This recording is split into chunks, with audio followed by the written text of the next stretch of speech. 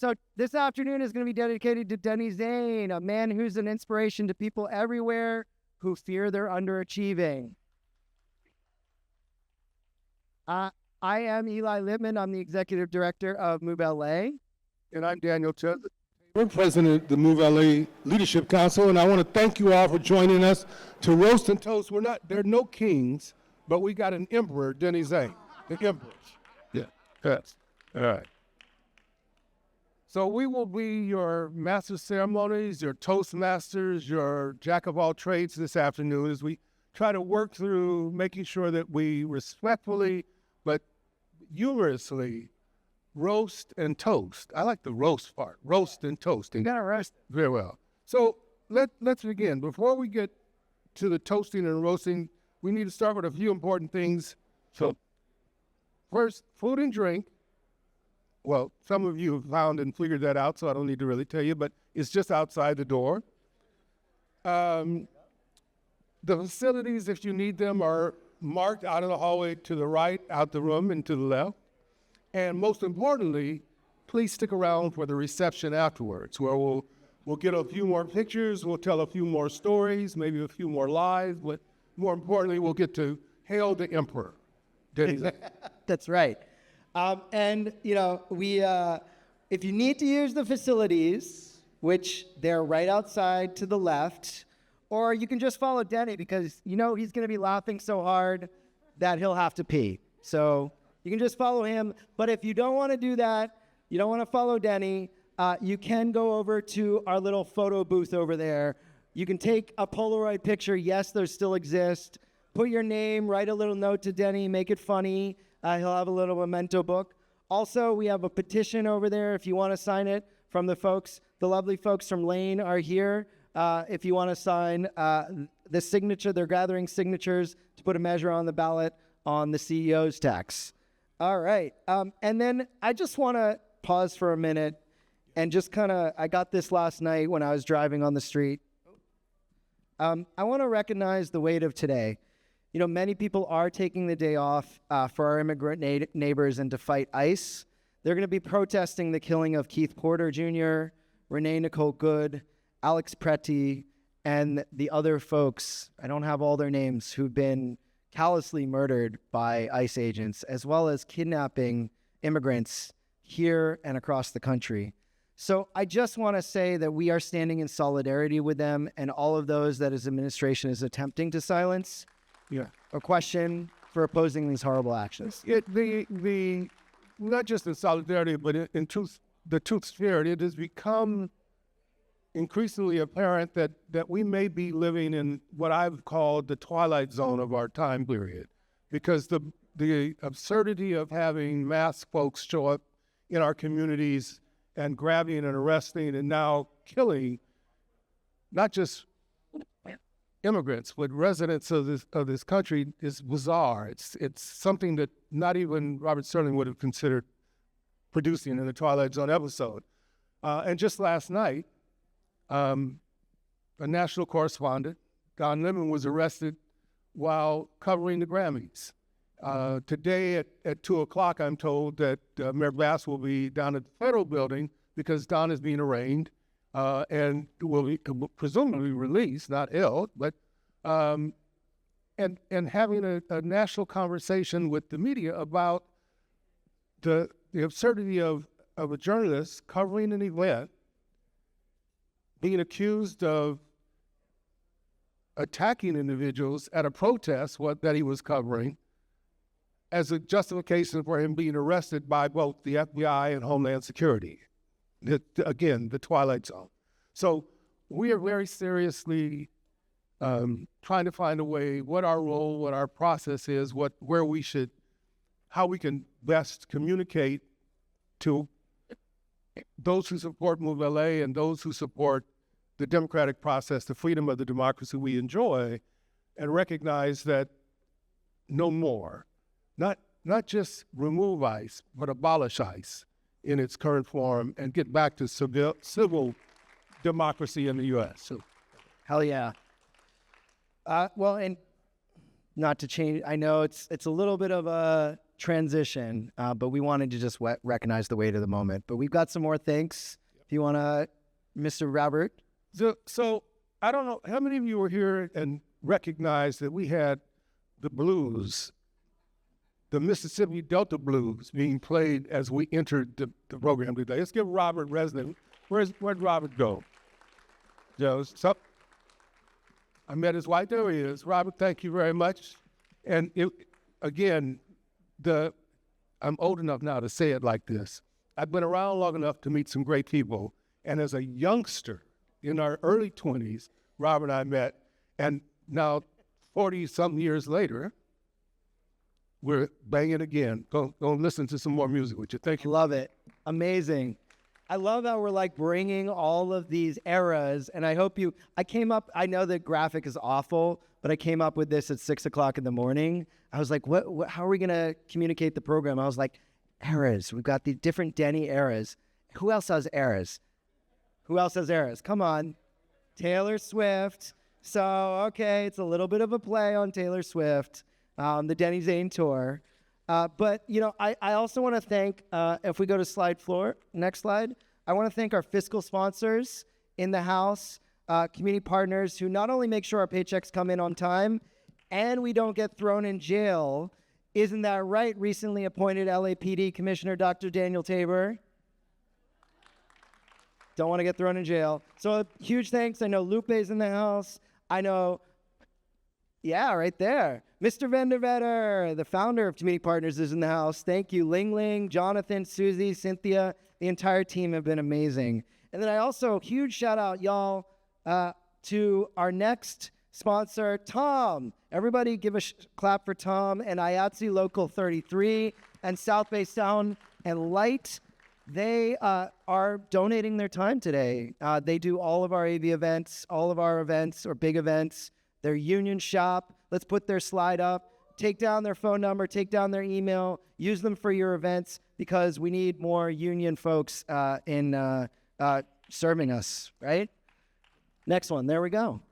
Thank you, IATSE. Oh, you were supposed to do this. So, no, we're good. We're rolling. You're rolling. So here we go. The recognition, the reality is that this event could not happen without those of you sitting in the seats today. And we recognize that your contributions in these times are critically important to organizations like Move LA, but we're not too proud to beg. So if, for example, you realize that you can do just a little more, then we encourage you to do that. To as what is written here, I'm a little, as a police commissioner, I don't know that I should say it like this, but we do want you to empty your pockets and make a contribution to Move LA. So having said that, and don't see anyone with a badge running through the door, I guess I can get away with it. All right, good. And I will say, I'm going to offer this right now, because Nick Pitsoris, who's in the house. Nick, anybody know Pitsoris Plaza?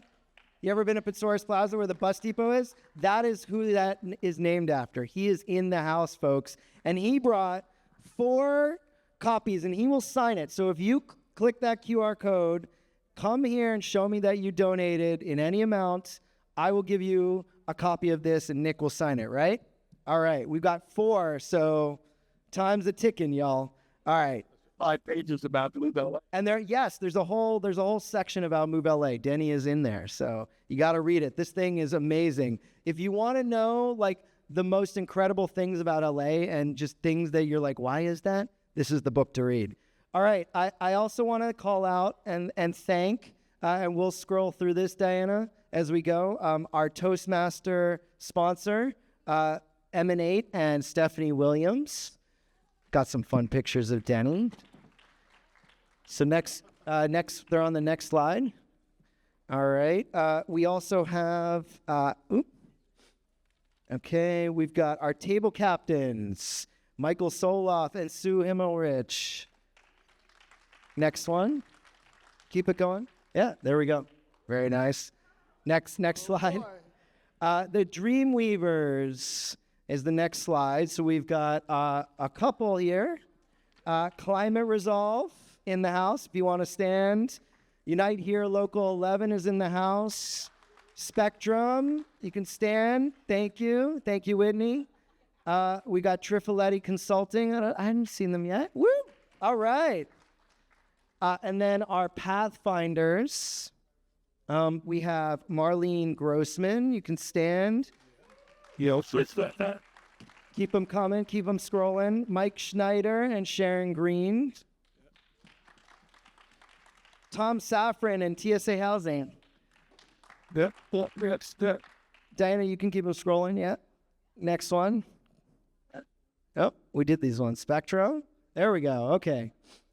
We've got the Ravens. Who are the Ravens? All right, the book club.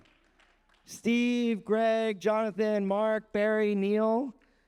Next one. We got our iron workers and our building trades folks. I saw them here in the house. Next one. Local 33. Hire them too. We've got Marlene Grossman. We've got Joan Ling and the Cloverfield Commons Coalition. Thank you. Next one, Diana. Alan Marks, Alan Alexander. I haven't seen them yet, but they're hopefully in the, awesome, in the house. Thank you, Alan. And then we've got Mike Schneider and Sharon Green. Thank you. Next one, we got Victor Griego, Family Griego. Love the logo. Tom Safran. Keep going. Flying Lions. All right. We got lots here. Next slide. Eric Stockel, Neil Wrightson, William Morgan, Michael Deedon, Tim Carmichael. I've seen all of you, I think. Dan Rosenfeld, Gerard Wright, Jonathan Horn, Nancy Greenstein. And many of them also purchased tickets so that advocates could be in the room today. So thank you so much. All right. Thank you to all our sponsors. So, how many of you, let me see, we can do a timestamp real quick here. So how many of you have known Denny from that, what was that youth, young, long-haired rascal laying across the car era? Anyone known Denny from the teenage years? Raise your hand. There we go. Okay. So we did have teenage years. That was really him, right? Okay. All right. Allegedly. That's right. Any of you spend your 20s with Denny Zane? Couple of people will claim him. Couple of people will claim him. Okay. All right, Denny. So the 20s are covered. All right. Any of the 30-year-old folks with Denny? More of you. So now your base is growing, Denny, in the 30s. All right. We're going to move to the 40s and 50s. We're going to combine that era because he was top notch all the way. 40s, 40-year-olds, 50-year-olds, and Denny, you've been knocking around for a while, buddy. It's good to know. All right. All right. You know what? I should have put my hand up when we got to I didn't know him in the 20s, but I was in my 20s when we met, so we'll call it like that. Now, for those of you who have matured a little bit, your 60s when you kind of mellowed out, but you were still making it happen, doing things you wanted to do, making the world a better place. Denny was partying with you, I'm sure, at that point. Raise your hand if you was the 60s with Denny Zane. Yes, indeed. So, all right. So, Denny, we have covered the waterfront. I'm gonna let you talk about that. I'm just getting there, so I'm trying now to fit into my 70s, having only been here a year. I want to now introduce someone who has been a champion of environmental justice, who credits Denny for helping her begin that process. But I'm sure Denny is a mentor, and if he's the Denny I know, he doesn't stop mentoring you. He is constantly pushing you to push even further in your effort. It's now my pleasure to introduce Congresswoman Laura Friedman. Is Laura, where's the Congressman? Yes. Come on up. The Congress represents the 30th District, which includes Burbank, Glendale, West Hollywood, and parts of Los Angeles and Pasadena. As I said, she's been a fierce advocate for clean air, clean transportation, affordable housing, clean water, and sounds like Mobile's been in your blood. That's all right. There we go. And you admit to knowing Denny Zane. I do. Okay. All right. So I'm going to let you tell all about that. Thank you. I have not known Denny Zane since my 20s, or since his 20s, for sure. But someone who has, Park Skelton, just told me that since your 20s, your nickname has been Stay in His Lane Zane. Is that right? Oh, wow. Yeah, y'all didn't know that. But I really appreciate you and Eli putting together this amazing celebration. And there's so many great friends in this room. There's so many people in this room that have done so much for the cause of transportation and mobility and clean air and all the good things. If I was to call out all the amazing leaders here, we'd be here for a really long time. But I do want to just call out two people in particular. My colleague, Maria Elena Durazo, who is such a champion, who is a champion for Measure R as head of the LA Fed, just a great colleague of mine from the legislature. It's always great to see you. And Ernesto Mondrano from the building trades, who also has been instrumental in getting so much infrastructure in Los Angeles built, and someone that we all owe a great debt of gratitude for. Denny, so they asked me to talk about Denny, and of course I've got the normal history stuff, and they asked me to roast him as well and to tell all the funny stories. And I realized I don't really have any. I thought about making some up about the time that he got drunk and he went onto the metro and went around in circles, and then we had to bail him out of jail. But I wasn't sure if you would all believe that. He was a great dancer. So there were all of those nights at Studio 54 when he was just wearing that gold lame outfit that he's so famous for, the really tight one. But I don't have any photos. So all I can talk about is you're creating the 3rd Street Promenade and leading Santa Monica City Council, is being on the council and being mayor. And all of the things you've done are really, it's just extraordinary. But mostly I think about my daughter and the fact that if it wasn't for Denny Zane, she would be living in a much smoggier Los Angeles. She would be coughing a lot more than she does, and we take that for granted now on beautiful days like this, but that all took a lot of work. And if it wasn't for Denny, I would have been at least 20 minutes for this event, because he's done so much to take traffic off the road. I use transit a lot in Los Angeles. I am one of the few people that really likes the flyaway bus, and looks forward to one day taking a train from Glendale right to LAX instead of having to drive there, which I now have to do a lot. And I go to visit my mom in Irvine on Metrolink all the time. I would never dream of driving. And I owe Denny and a lot of you a debt of gratitude for paving the way and making all of that possible. So thank you. And Denny knows more than anyone that we don't do this alone. This is all a team sport. There's not only one person. And I will say that Denny is a uniquely effective pain in the ass from a legislator's perspective. He's someone that got my phone number years ago and never stopped calling. I thought about changing my cell phone number because of Denny Zane, but too many people who were a lot more measured and rational about the amount of time they reach out to me also had the number. So I wasn't able to do that. But he's a very effective pain in the butt, and that's what makes all of this work, is he never thinks, should I not be calling her at 7 a.m. on a Sunday? No, he never. It's whatever he does is far too important, but it's also what enables him to get groups of people together, whether it's 10 people or 50 people or 500 people. Denny knows how to do that, and it's building those coalitions that's responsible for all of those wins. And if we had more people like him, we would have even more wins. So I brought Denny something that I've only been able to give out a few times, and I'm excited to bring one today. I do have a certificate from a congressional certificate of appreciation for you, but even more cool, I have a U.S. flag that was flown above the U.S. Capitol, and we even have a special certificate to guarantee that it was actually flown above the U.S. Capitol. Well, I would like to say before Donald Trump, but it was probably after Donald Trump. But we rescued this flag from Donald Trump's Washington, D.C. So I don't know if you'd like to come up, and I don't exactly know the best way to do this. I'm going to give you the certificate.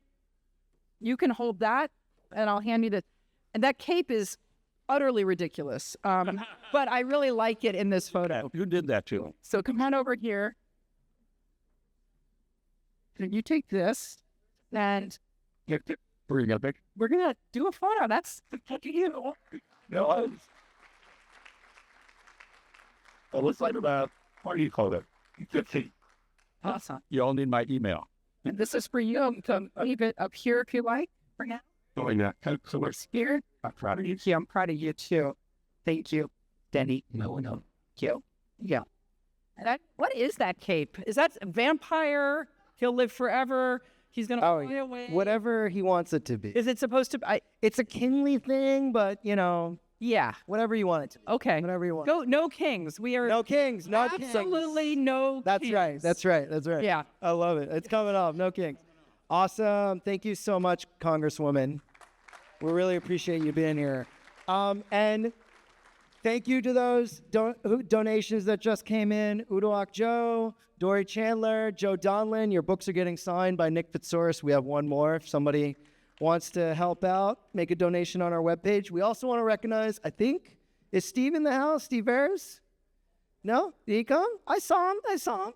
LA Community College Board District Trustee. We have Supervisor Lindsay Horvath's office, Assemblyman Riggs Burr's office, Senator Ben Allen's office, and we're going to do certificate presentations a little bit later in the show. We also have Mayor Carolyn Terosis's office and a certificate from the entire Santa Monica City Council. And then I want to give a special recognition to one of our board members, Long Beach Councilwoman Tanua Thrush-Entuk from the 8th District, and her husband, who I just mentioned, Udoak Joe from Long Beach City College trustee. He was actually recently, Thank you. Yeah, sorry. I forgot, what are they called? A period there. Okay. Or it's in the wrong place. And then I also want to recognize recently appointed LADWP Commission President. This man is crazy. He got appointed, and literally on the first meeting, they made him president of the DWP Commission, Alan Marks. And LAPD Commissioner Danny Tabor. And Alan, and Mr. Mark Ridley Thomas in the House. City council member, city council member, supervisor, assembly member, senator. Anything else? Okay, he's here right now. Oh, yeah, no, there's something else. There's something else. Oh, yeah? Yeah, because... Founder of Empowerment? No. Everyone should know, and he's probably kept this as a secret all of his life, that he was my sister's theology teacher when she was at Immaculate Heart High School. Oh, my God. So that's an important piece right there, right? If you're a Move LA board member who I didn't mention, and I see a bunch of you over there on that table, please stand up. And I'm going to ask you to move to that location over there. We're going to take a picture of the board. This is like the most board members we've gotten together.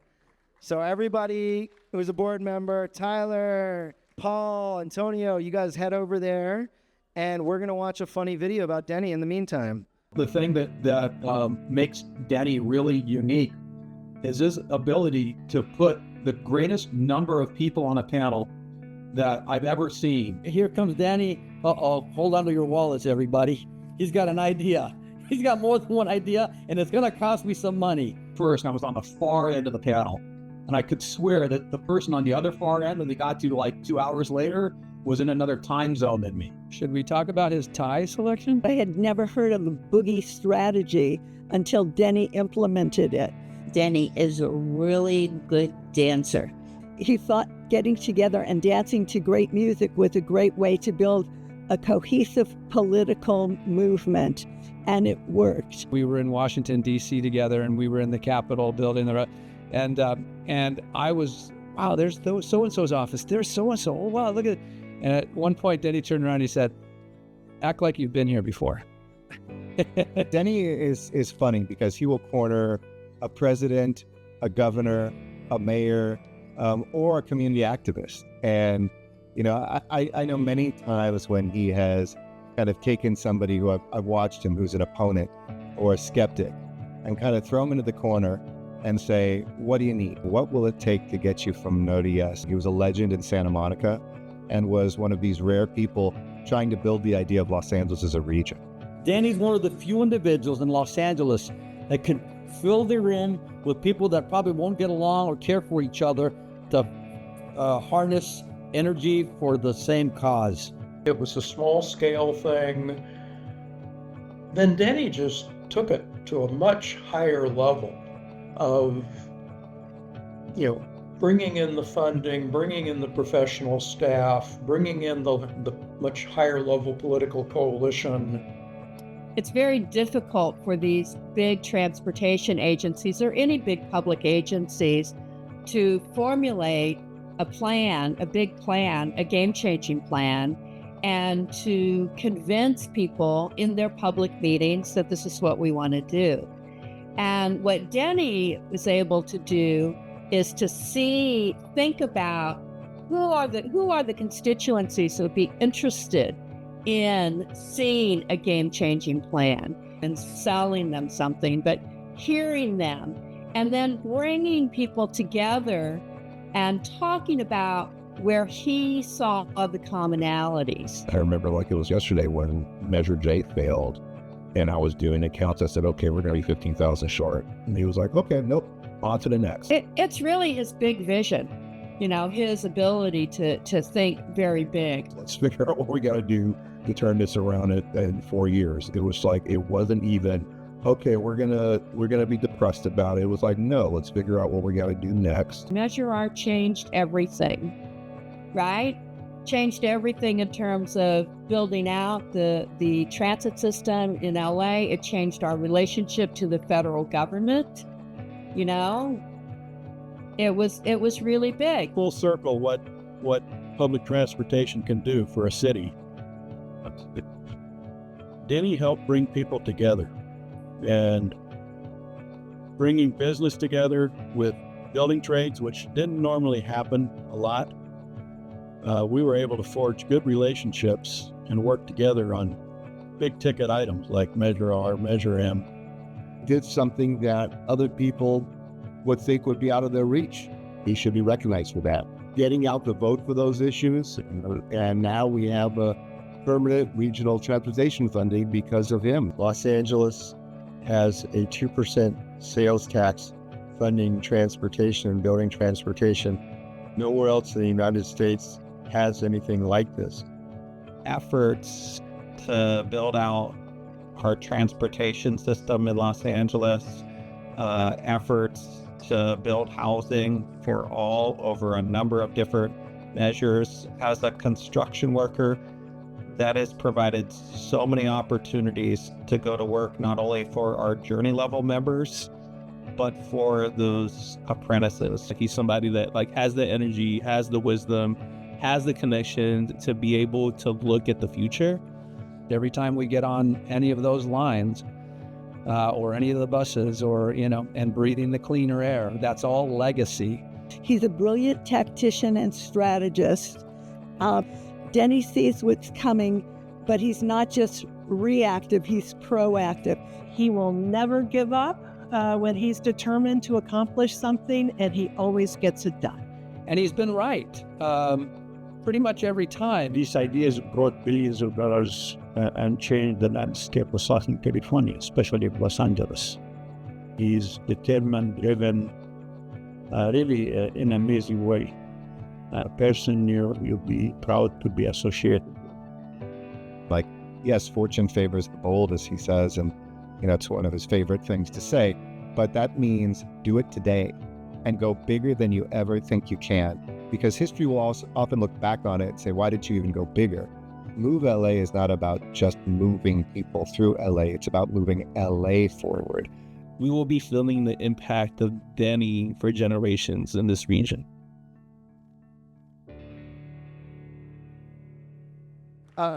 We made him cry already. When we were interviewing, thank you. And thank you to everyone who was part of that video.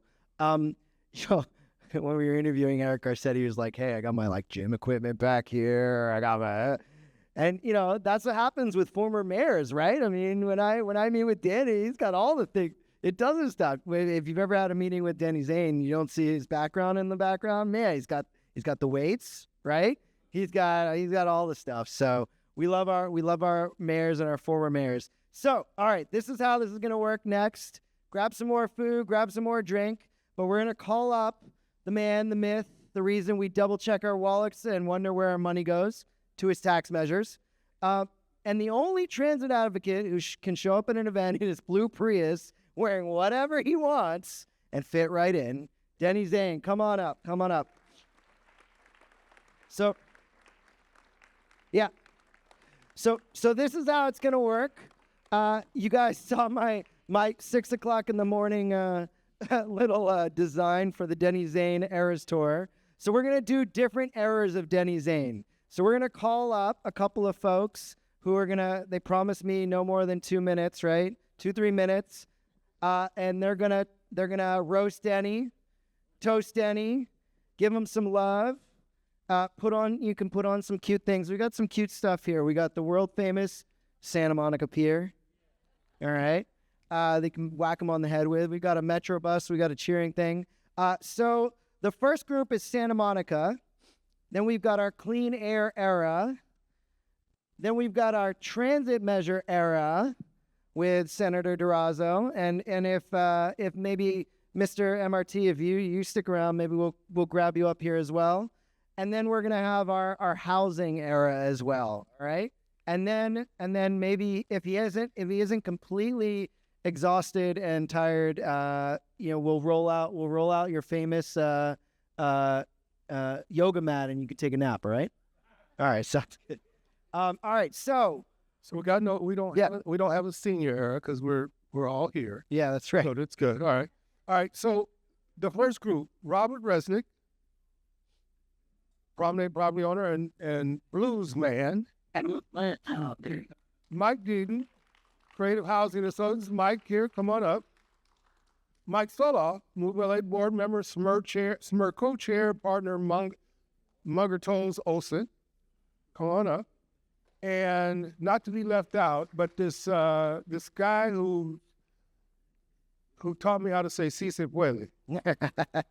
Kurt Peterson, Unite Here, Local 11. As you can see, Robert is not found on the internet. I don't know. So now I'm supposed to remind you that there is nothing out of bounds. There are no borders. And we want the truth as you imagine it to be. So that is clear direction as I can make, right? So, Robert Resnick. Let's stay here, sitting here. You may sit here, stand here, march here, however. Yeah. Do I have to stay here? Yeah. Well, I just don't know exactly where this is going. There we go. We got one more. Michael, come on up. Oh, yeah. You mean roasted or toast? What are you? You want? Well, I had the honor and the pleasure of working very closely with Denny as he was creating the 3rd Street Promenade. He appointed me to the city's Downtown Oversight Commission, and I became board chair for 5 years. And after my term was up, they instituted term limits. And I will say that beyond the shadow of a doubt, there would be no 3rd Street Promenade if it weren't for Denny's vision and his commitment to the city and his commitment to a better life for all of us in the greater LA area. Denny was putting together a vision for how to revitalize the downtown, and he was approached by all 3 of the major movie chains at that time, the AMC, I think the Cineplex Odeon, and Mann Theaters, and they all wanted to go in someplace in Santa Monica, and Denny said, well, we'd love to have you in Santa Monica. So the next week at council, he passed an urgency ordinance, no theaters anywhere in the city of Santa Monica except for the 3rd Street Promenade. And that got it off the ground. And then the city put together, under Denny's leadership, put together a whole planning group, and they came up with a plan for the promenade, and everybody was oohing and ahhing, and Denny looked at it, and he said, I don't think so. And so some of his adversaries said, okay, Mr. Mayor, why don't you tell us what you would do? And he said, give me about a week. And so I don't know how he thought of it. It was either a dream or it was a vision or perhaps a prior visit to other cities that had outdoor dining. But Denny said, we cannot waste our greatest resource, which is the weather and the sunshine here, and we must have outdoor dining. And that transformed the entire downtown, and if I may say so, I think the entire greater Los Angeles area, because there was nary another city in greater Los Angeles that did not follow Denny's lead and put their own outdoor dining in place. And now for the roast part, Dan. Denny happened to have been a tenant in a building that I owned. And so this is going to be the truth. So, and because we have been very close friends for now 40 years, almost as long as my friendship with Danny Tabor, I might add, has been about 50 years. And so as part of his campaign that I co-chaired for his reelection, we had an event at my place in Santa Monica. And so I went after Tom Hayden in the roast, and somebody introduced me as Denny's landlord, and the room went silent. And I started to think, fuck, is my life in danger? And so Denny, you could hear a pin, and I expected poison darts to start flying my way, and Denny grabs the mic and goes, "It's an office, it's not my apartment." And everybody loosened up and started drinking again.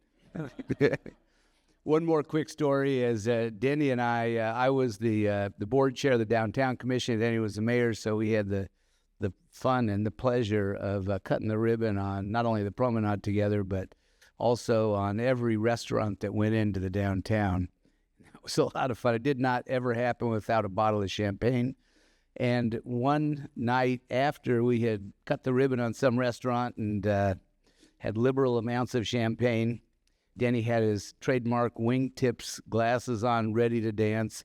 We walked over, it was a Thursday night, we walked over to the Santa Monica Pier where Bo Diddley, Danny, was playing, one of my great heroes.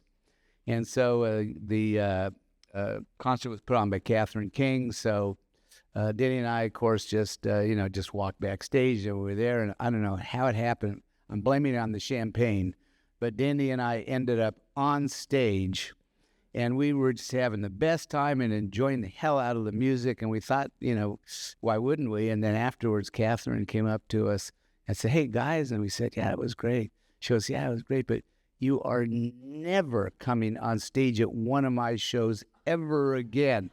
And you called that dancing? That's shit.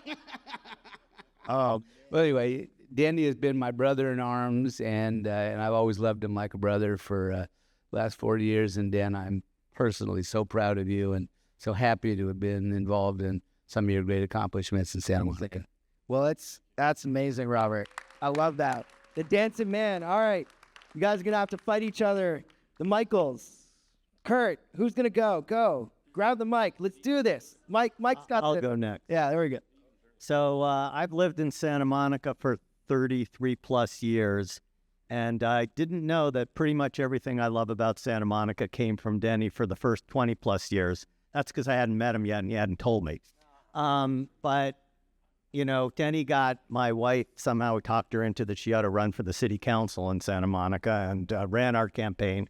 And I've never really thanked you enough for that, Denny. I really appreciated all those mailers accusing me of buying endorsements and being corrupt and all of those kinds of things. But, hey, what can I say?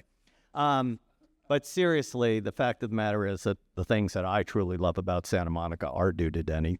I've lived in Palisades, no offense to anybody who lives there. I've lived in Brentwood, no offense to anybody who's lived there. But we moved to Santa Monica because we wanted to live in a community that lived our values, and Santa Monica is such a place where it was meant to be a place that the best is for everybody, no matter what their income level. We have affordable housing that looks out over the Pacific Ocean on our public land that's near the Pacific Ocean. We have rent control, and it's a truly economically diverse city, and that's what we wanted. And that is, Denny wasn't the only person by any means, but he was a necessary cause of that in Santa Monica.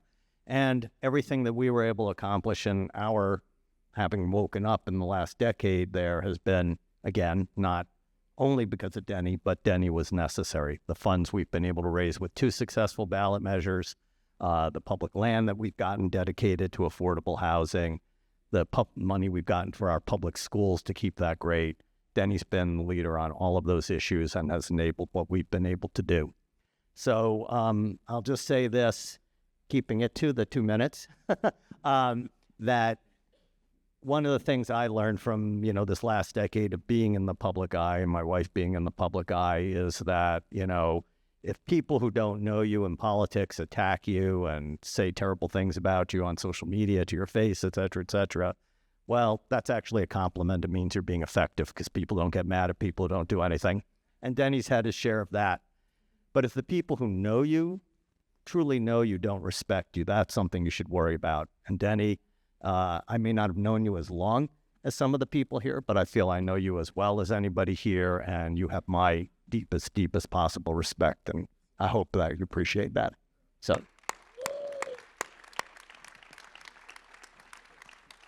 Do you mind? I'm going to go. Is that all right? Yeah. So first, commercial break sponsored by Denny Zane. We are Unite Here and other unions are trying to put an initiative on the ballot in November in the city of Los Angeles to tax companies who decide, like Starbucks, to pay their CEOs hundreds of times more than what a barista makes. It would raise $500 million. If you live in Los Angeles and you're a voter, please sign. Leticia is going to be going around and getting you. And better yet, every person can sign, as Denny would tell me, at least 10 friends and families. So take a petition. That would be great. I first met Denny in 1995. He was 17. I was 12. He was already on his third career. He had been a teacher. He had been a mayor. And I remember him talking to me about hydrogen fuel cells while I was fascinated by my new pager at the time. Over the last 3 decades, Denny has taught me 3 key lessons. First, the Denny Zane zest for life. Denny never stops. He never stops strategizing, dreaming. He never stops struggling. Denny reminds me of Peter Morin, if any of you know who that is. He was a co-founder, there we go, brother. He was a co-founder of the Catholic worker movement in America. And he said that we should struggle, quote, to make that kind of society where it is easier for people to be good. That's what Denny is always pushing towards. A society where it's easier to raise a family, easier to build a community, easier to live. But don't mistake that passion for lack of planning. I recently went to Denny with an idea, and he said straight-faced to me, he said, I'll be able to deal with that in a couple years when I have more time. Denny has been fully booked since 1978. The second lesson is that democracy is mandatory and messy. Denny's maxim is that if you believe in democracy, you should have to be willing to sit in a folding chair for 6 straight hours. Folks, bad news. This is going to go 6 hours here. People sometimes ask, why didn't you help draft Measure ULA? I tell them the truth. I couldn't. I was still recovering from those SMER conventions. If anyone's been to a SMER convention, you know what I'm talking about. And Denny just doesn't believe in the theory of democracy. He believes in the grind of it, the drafting, the debating, and the long, long nights. And finally, and most importantly, Denny has taught me the lesson of unconditional solidarity. Back in 1995, our union, Local 11, was in shambles in Santa Monica. We had 1 hotel left, the Fairmont Miramar, and they were going to kick us out. Everywhere I went, they asked me, did you talk to Denny? Have you talked to SMER? I thought they were saying s'more, and I was wondering whether this was a snack or what we were doing here. Turned out I finally did meet Denny. I don't remember exactly what he told me, but I remember the feeling that I got from him that you have our unconditional solidarity to bring workers forward so that they can live in Santa Monica. We have spent the past decades building, I don't think there's any argument about this, the strongest worker-renter coalition in the country in Santa Monica. Yes? No question. And because of Denny, those room attendants at the Fairmont Miramar who earn now $35 an hour, who have free health insurance, they now live and rent control affordable units on Ocean Avenue. They walk to work, and they are able to put their kids in Santa Monica schools. There we go. That's Denny's world, where the people who build the city actually get to live in it. And right? All right. And because wherever Denny goes, we win, I'm really excited to announce, and actually Eli and you guys, Move LA, have a big hand in this, that the majority of the workers who serve and cook the food for you today at the California Endowment have signed up for the union, and this will soon be a union shop. Awesome. So thank you, Denny, for the lessons, for the lectures on hydrogen, and for always inspiring us to do more, brother. Amazing. Wow. That's great news. That's great news. All right. Bring us home, Michael. And then we got our next era. Pretty hard act to follow. My God, what an event. I just want all of you to know that I think that you've aged gracefully. I recognize each and every one of you. Even you, Wally Marks, back there at the back bench. Doesn't he believe that? I've known Denny over 50 years. I was the political director of the Campaign for Economic Democracy. And we had chapters in every city in California and ran campaigns and elected hundreds of people into office, progressive people. And I have to say that no one ever had the energy that Denny Zane had. I've seen it all, and this guy is the one and only. A little bit about Santa Monica, I think that maybe has not been recognized here, but when Denny and the progressives got together in the 70s, Santa Monica was a Republican-controlled town, and they controlled the newspaper and the media. Denny had it was the Santa Monica Outlook. Nick renamed it the Santa Monica Outrage. So Denny, Park Skelton, others, Ruth Yanada's campaign, on and on, completely transformed Santa Monica into probably the most progressive city in the country. And it's actually remarkable. And you're right, all the hundreds of people, many senior citizens have been able to live there and be able to pay their rent and have fair rents, and the schools and the 3rd Street Promenade and the Santa Monica Pier.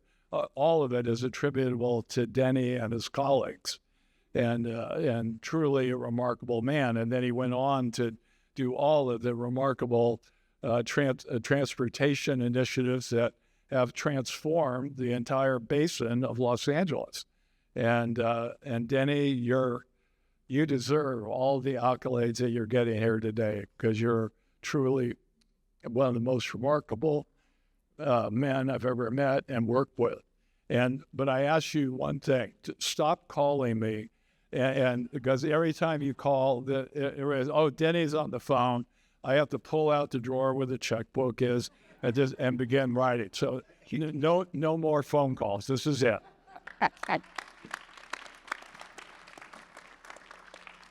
Hey, thank you.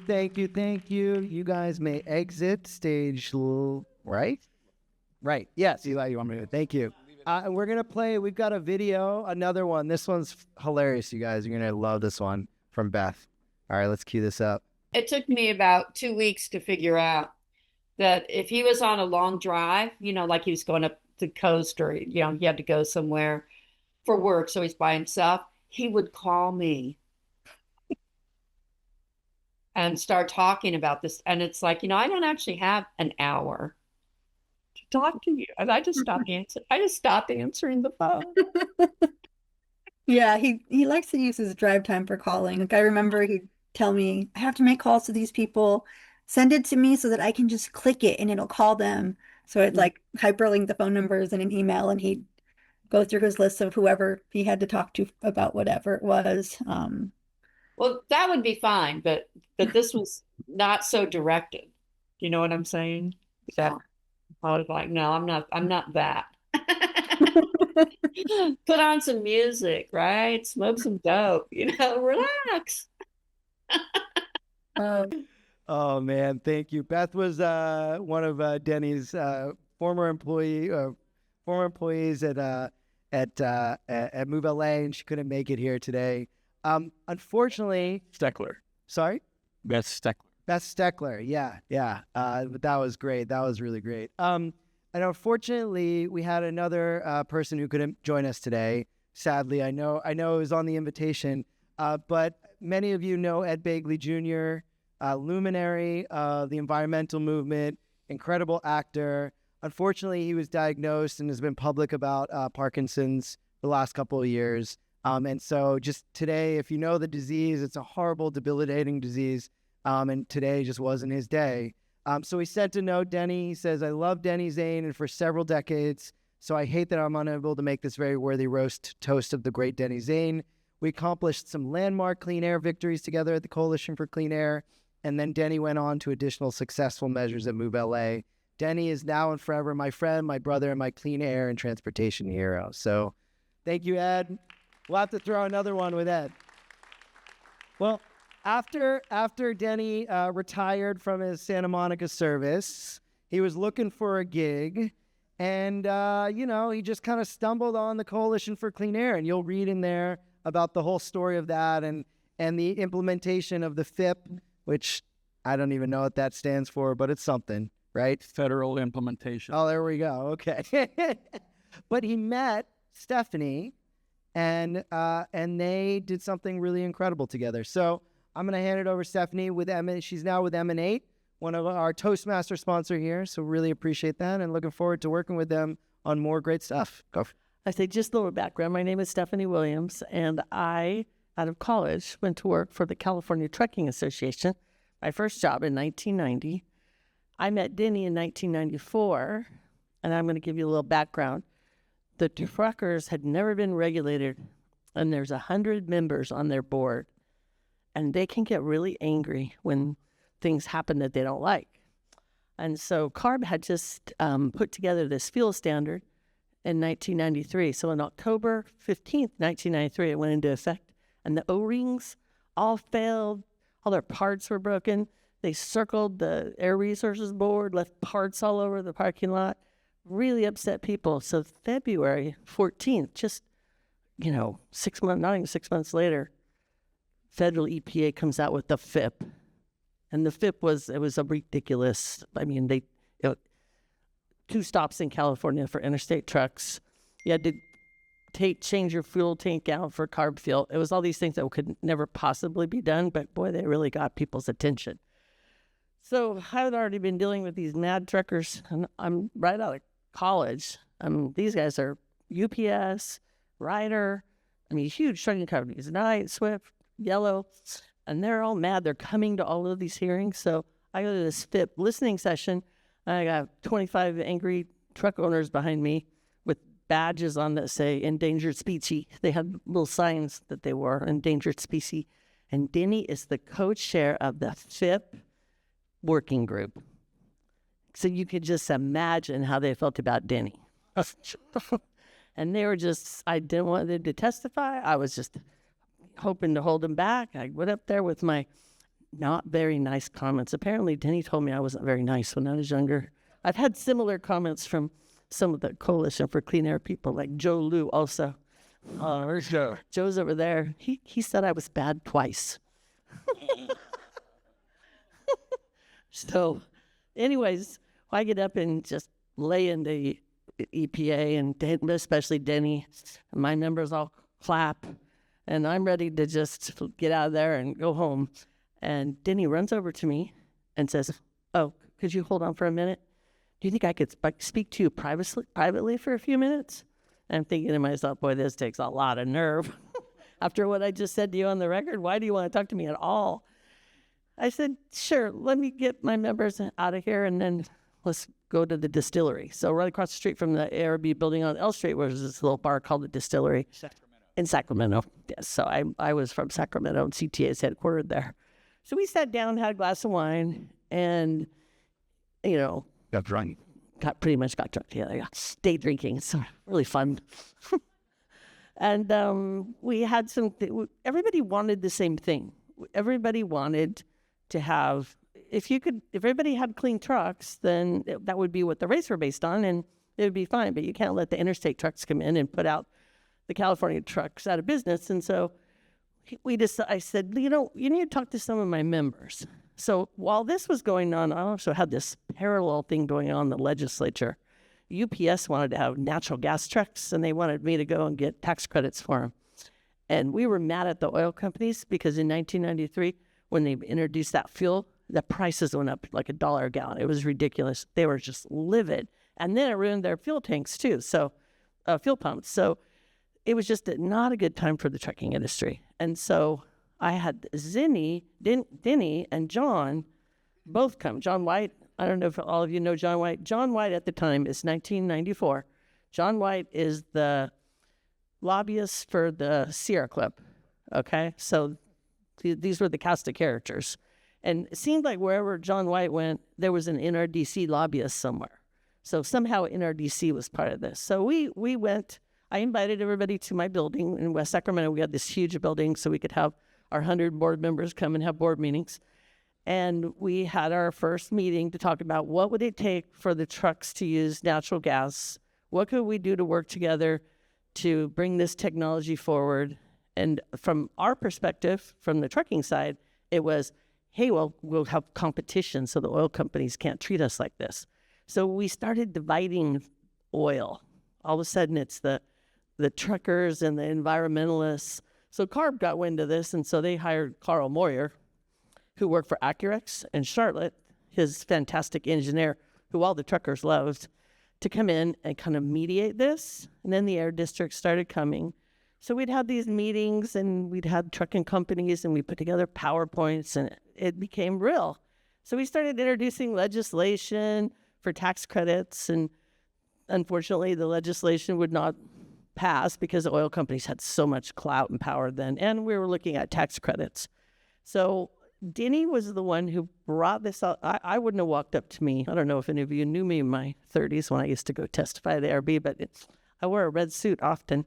And the truckers were expecting us to kill this stuff. And so we had to try really hard. And when Denny came in with his persistence, I mean, it was a hard no.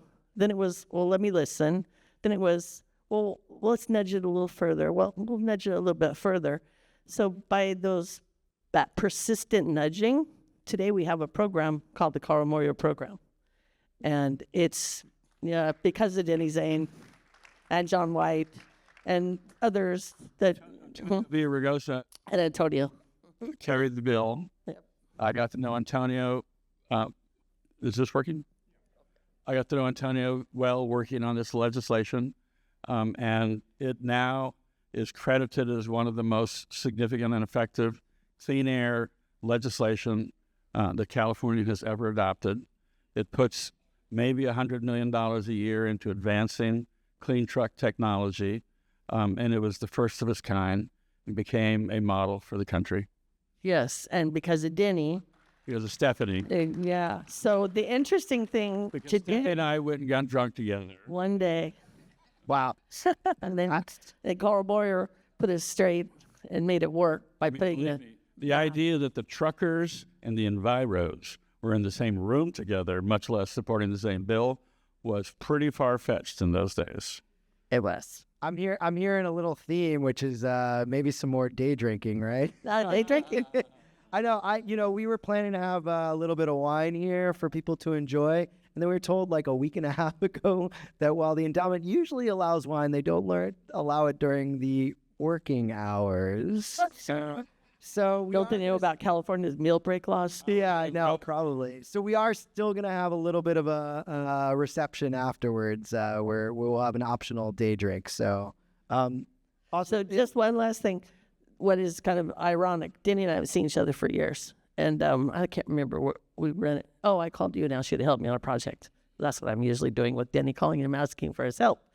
But I work now for Emanate Energy, and we actually have the contract with Mercedes-Benz to build all of their United States, Canada electric vehicle stations for public use. So we're using, truck stations. And we have the LA Metro contract to build the one at Dependable Highway Express that just got in. We're working together on that. He's my community affairs guy, same with Joe Rue and one other person. But we're actually using the Carl Moyer money for the trucks for these people. So it's come completely full circle where I worked for CTA and was building Carl Moyer, and now I'm working for a renewable energy company, and we're utilizing those funds to give those same truckers that were pushing me up there and making me say no to EPA. Now they're standing in line for those funds, and we're building infrastructure for them. So it's full circle. When the day comes, and it frankly won't be long, that we actually have zero emission trucking in California, thereby enabling us to have zero emission trucking around the world, that will be the single most important climate change strategy that we could adopt. Mm-hmm. Yeah. So that's the story of Denny Zane.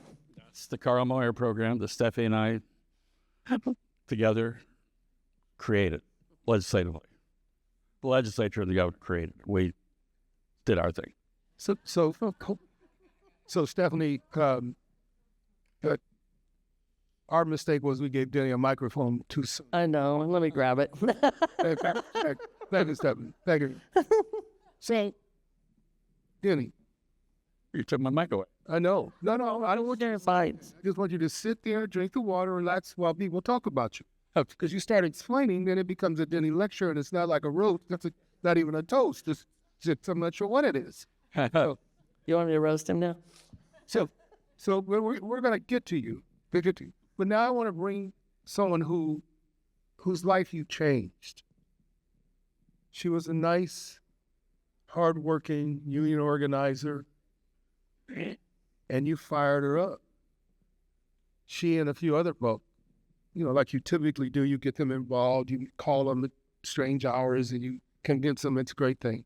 So we want to continue to move this program so that we're not here into the evening, but we're ready to go. So some of you may know this next young lady who I'm about to introduce.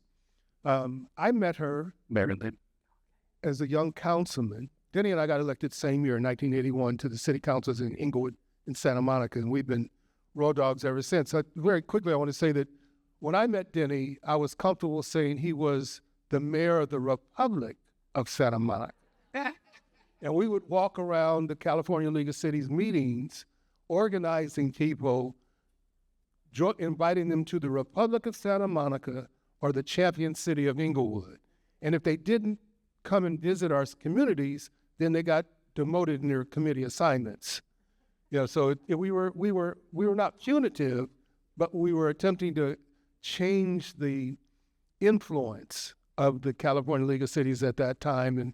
And with Denny's support, we were able to get the league, and this is way beyond any of the national efforts, but able to get the league to sign off on and endorse making Martin Luther King's birthday a state holiday and a national holiday through the work that Denny and I and others were able to get the league California City. So we're very proud of that. This next year I want to introduce, I met around that same time. She was creating cultural tourism in the state and working to bring, see, there you go. I don't remember a lot of things, but some things I cannot forget, all right? And, I didn't realize that she was one of the most powerful people and most influential people in California. I was 28, 29 years old. I just knew she was a nice person, had a great idea, and I could understand it. So, you get wide. You say, yeah, I'll work with you. Then I learned who she really was, that she was an organizer of one of the fastest growing unions at that time in the state in the hospitality space. And she knew Denny Zane. So let me introduce you all to someone you probably have known longer than I have. Senator Mary Elena Durazo, former head of the LA County Federation of Labor. We did it. And so, you want to sit with Denny or you want to stand here? You can go any way you want to go. All right. And then I'll go.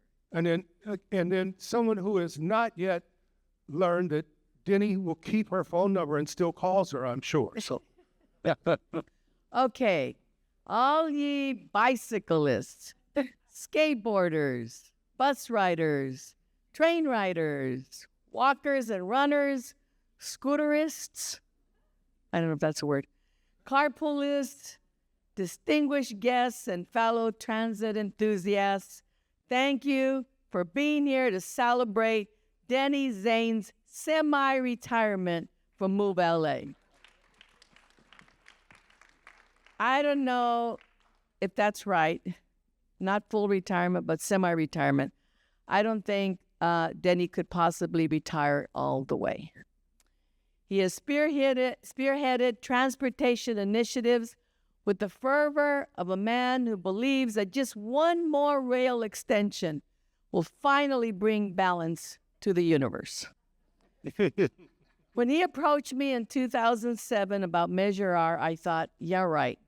Here's a former Santa Monica city councilman with an impossible dream to convince LA County voters to tax themselves for public transportation. And oh, by the way, we had to get 2/3 to say yes. In California, for getting 2/3 of people to agree on anything is like getting the 405 to flow smoothly at rush hour. Come on, come on. Then I walked into this coalition meeting and I was amazed. I was just blown away. Somehow he had gotten people in the same room who rarely ever sit together, much less be in the same room. Environmentalists, sitting next to business leaders, sitting next to labor unions. So I looked around and thought, how did he pull this off? These weren't just unlikely allies. Many of them had literally never had seen each other, talked to each other. What impressed me most, of course, was that as Denny got deeper into his transportation advocacy, he always included labor. Always. He didn't just want to build transit. He wanted to make sure we were creating good union jobs in the process.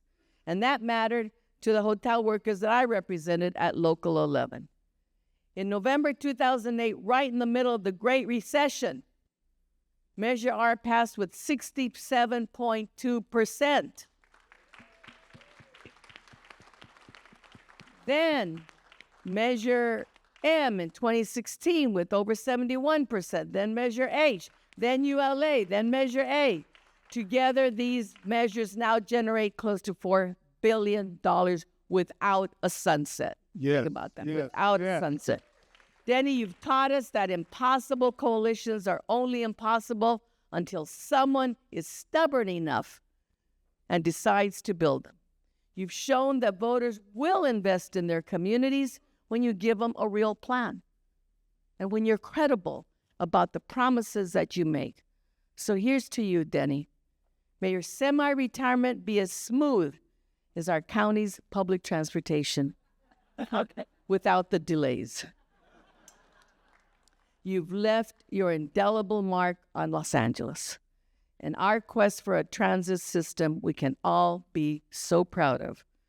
We'll miss seeing you in full action, but we have a feeling we'll see you quite a lot of you, helping to ensure that the future of LA Transit stays on track and on time. Thank you all very much.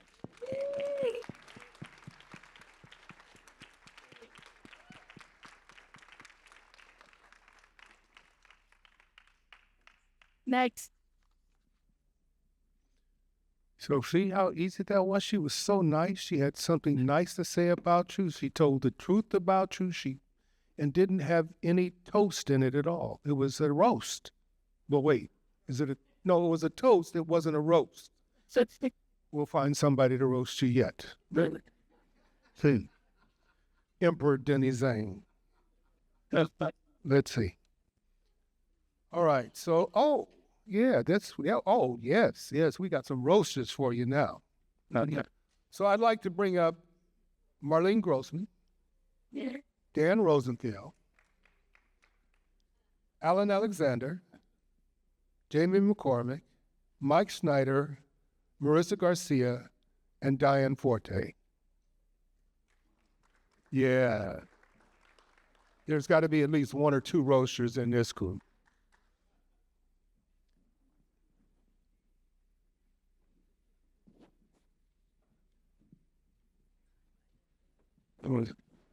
I gotta, yeah, okay.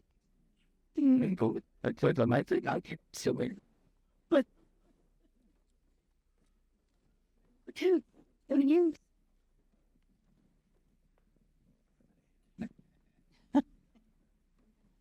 So, Everybody but Denny can have the mic.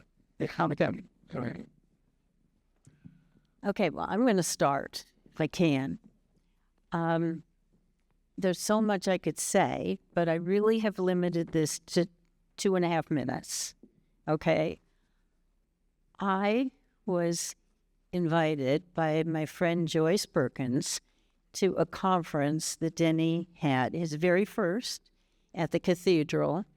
A big long table filled with people who were all saying, we would love to have a transportation system, but we can't because there's no money. And I kept looking at Denny and thinking, that guy has a twinkle in his eye. He's got an idea. I had just retired from Pacoima Beautiful, and I was, after this conference, I went up to him and said, Denny, you don't know me, but I have been involved in transportation issues for a long time, and I want to work with you. And he said, what's your name? And I said, Marlene Grossman. And he said, Pacoima Beautiful. I said, how did you know that? And he said, it's my business to know everybody. So be careful, everyone. So Denny and I had arranged a meeting. He said, happy to work with you, but I'm a one-man band. And I said, that's okay. Right now I'm a one-man person too. So let's do something. He stood me up twice. He forgot. But on the third time, he actually came. And then I actually was able to hang my wagon to your star. And it was quite a journey that we've had. Maria Elena mentioned that meeting at the county fed. I was there. I was a fly on the wall. Denny and Mike Fuhr made a beautiful presentation about how Measure R would be transformational. The people in that room, business, labor, and environmental, had, as you said, really never been in a room together. And I watched them. They were glaring at each other. And I thought, how is this ever going to end?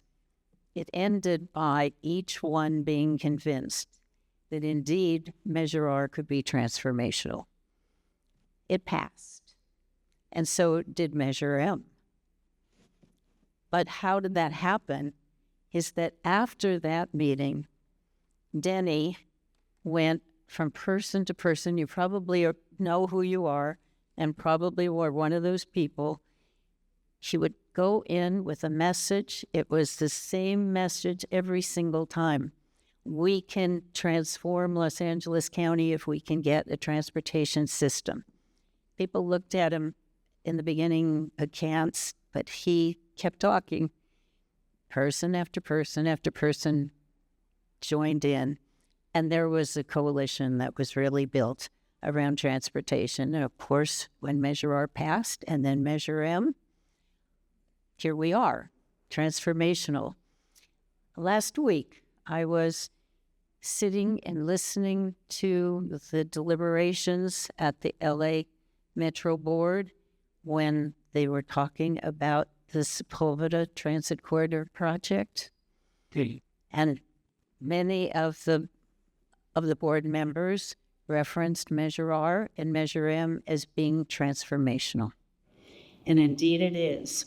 So over all these years, we have seen transformation coming.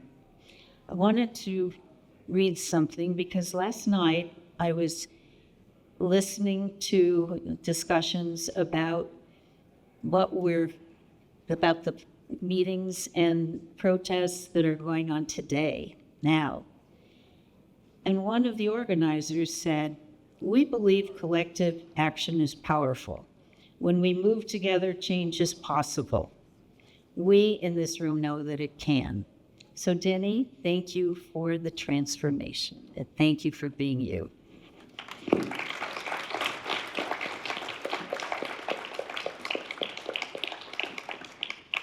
Hi, it seems like Old Home Week. This is really kind of cool.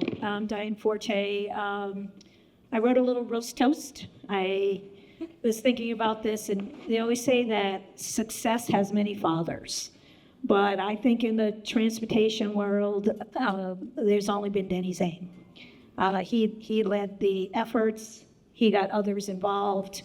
Back in 2007, when I was Director of Sustainability Programs and Environment Now Foundation, along with Terry O'Day, he convinced both of us that something that eventually became Measure R would happen. Like, it was not a fantasy, it was a definite thing.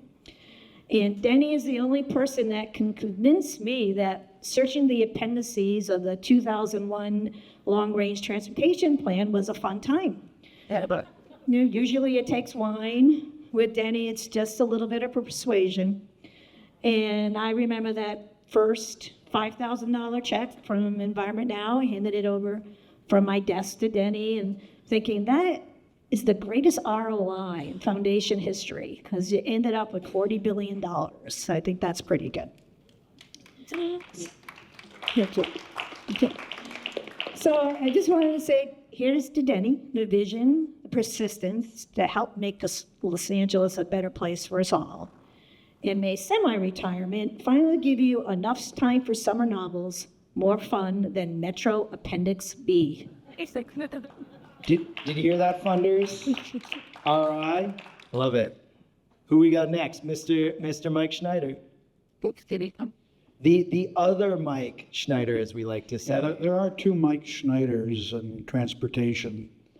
One is a bicyclist, and the other likes to bike. I don't know if there's a real difference. Somebody said a little while ago that Denny aged gracefully. That's true. It's true. But we have to change your favorite slogan. Fortune favors the old. Because he's been doing what he does for so many years and so successfully that fortune, I think, lays at his doorstep, and we have him to thank. I met Denny through Move LA, of course, and when he discovered that I was an engineer and was with large engineering organization, he said, your job for the measures is to raise money from all 300 or 400 engineering companies in Southern California. And we did, almost. And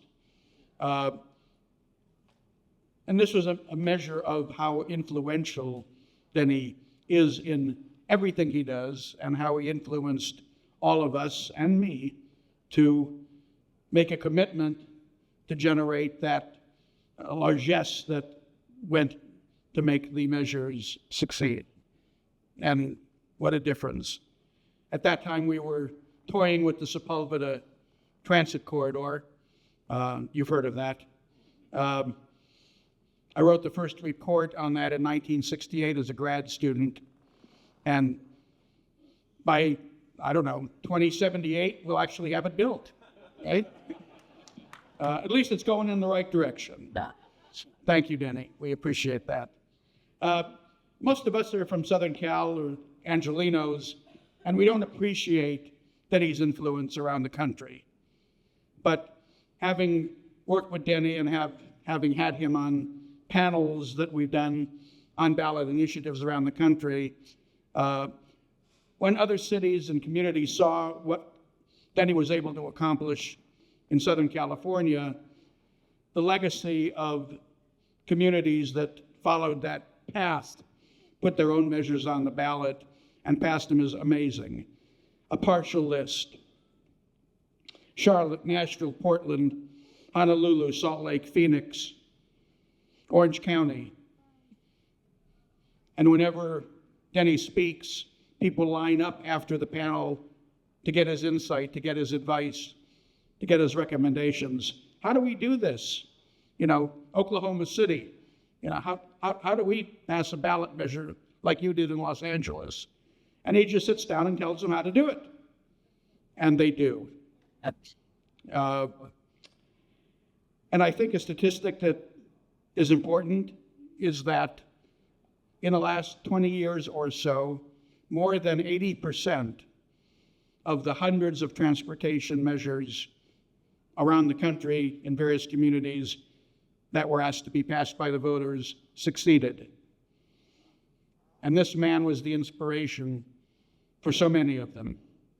So not only do we in Los Angeles have you to thank, but Move Phoenix and Move Honolulu and even Move Tel Aviv do as well, because the Tel Aviv subway is now open, and we passed a measure there about 10 years ago using Denny's approach to success. And finally, a little anecdote. Yes, let's applaud. And I want to get you to Tel Aviv to ride the subway, my friend. Last week, the Laguna Beach City Council, I live in Laguna Beach, I moved out of LA because I couldn't stand the traffic.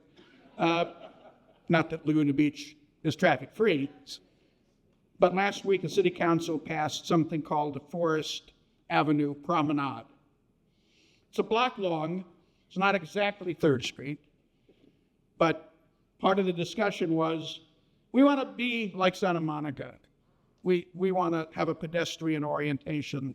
We want to succeed. And they used the inspiration that Denny created to pass 5-0 the measure to make the Forest Avenue Promenade permanent. Your inspiration once again. Denny, we have so much to thank you for. Keep at it. Don't retire. I didn't. Why should you? Thank you again. You got it. I can go next. Hey everybody, my name's Marissa Garcia, and somehow I've managed to survive working with Denny Zane for almost 15 years. In that time, I've seen him accomplish feats that many people thought was impossible, which is a clear indication to me that Denny is, in fact, a political genius. Denny sees connections that other people often miss. He knows exactly who needs to be in the room, who needs to feel heard, and most importantly, who needs to believe that it was their idea all along. He's a maestro of coalition building, and he doesn't just bring people together, he makes them believe in a shared vision for the future. People who normally couldn't agree on lunch somehow leave a meeting with Denny feeling aligned and ready to work towards a common goal. It's through that coalition building and the vision that Denny brings to it that he's managed to dream up more ballot measures than anyone in the history of mankind. Now, at a certain point as I was writing this, that description of Denny stopped feeling theoretical and started to feel like an actual record. Seriously though, when Denny walks into a room, people don't ask, how are you?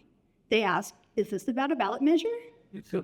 And if it is, then buckle up, because you're about to embark on a journey that includes a 3-hour briefing and a seemingly never-ending PowerPoint deck, version 97 of his ever-evolving strawman document, and eventually find yourself participating in a 16-person panel at our conference.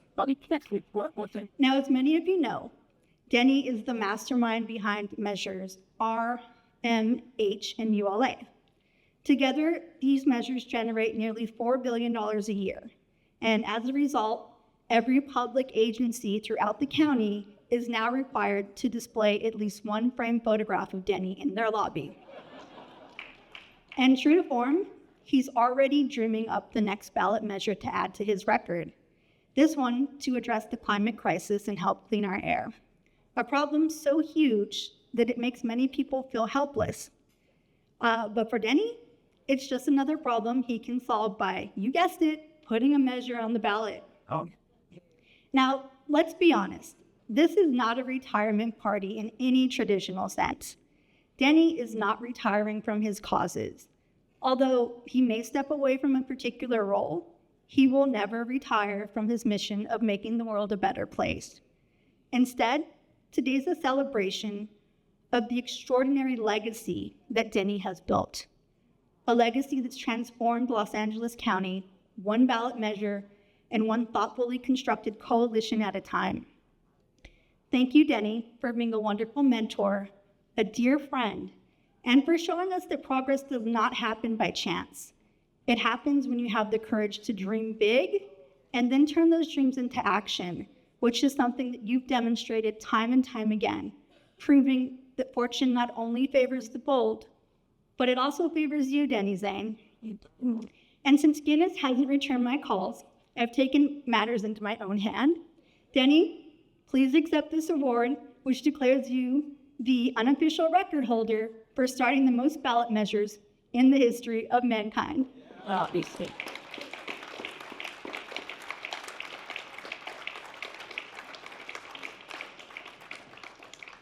That's awesome. I guess. Gabriel took that. Am I up? I wasn't sure. I wasn't sure what to say here today. So I did what high school students do these days, and I went on AI. And I typed in Zane, and this is what came up.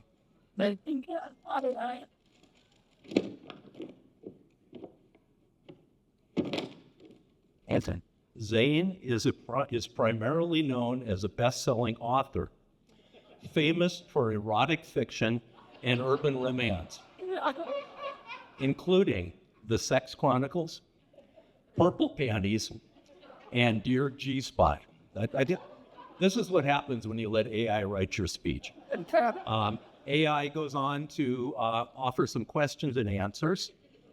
Is Zane a good name? Yes. Is Zane a Scrabble word? No. It's a proper noun, but Zine and Zine, whatever they are in fact.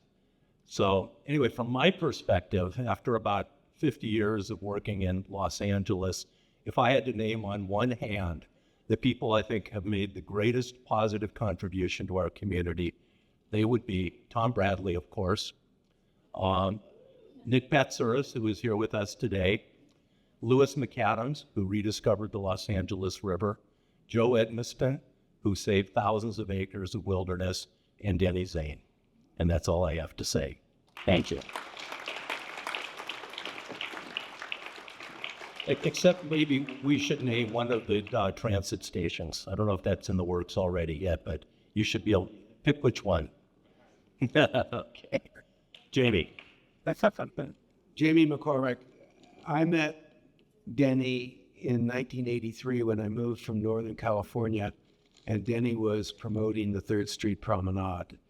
He immediately captivated me as an energy for the good. And I've been walking my very energetic Labrador Retriever, who requires at least 6 miles of walking a day. So I get a lot of time on the pavement and in the woods around UCLA.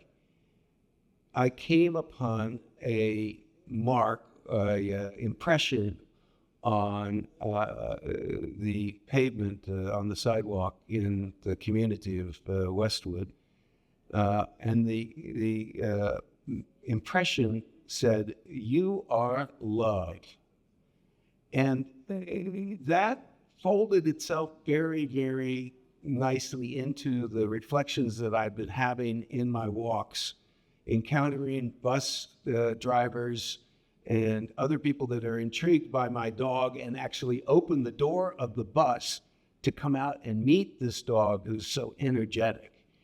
And the mystery, the mystical dimension of reflecting on the idea of you are loved really gave me a profound sense of how Denny has been able to knit together so many people of so diverse points of view and cause them to collectively act in progress for all of us.